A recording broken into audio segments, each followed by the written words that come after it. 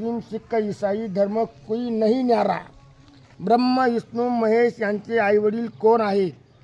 शेरावाली माता दुर्गा अष्टंगी याचे पती कोण आहेत?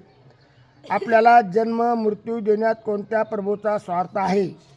आपण सर्व देवी देवताची इतकी भक्ती करूनही दुःखी का आहोत? ब्रह्म विष्णू महेश कोणाची भक्ती करतात? पूर्ण संतांची ओळख काय व पूर्ण मोक्ष कसा मिळेल? परमात्मा साकार आहेत का निराकार? कोणत्याही गुरुच्या शरणी गेल्यास कोणती संभव आहे का? मुक्ती संभव आहे का? तीर्थ उपवास तर्पण श्रद्धा केल्याने लाभ शक्य आहेत का? श्रीकृष्ण काळ नव्हते तर गीतेमधील काळ कोण आहे?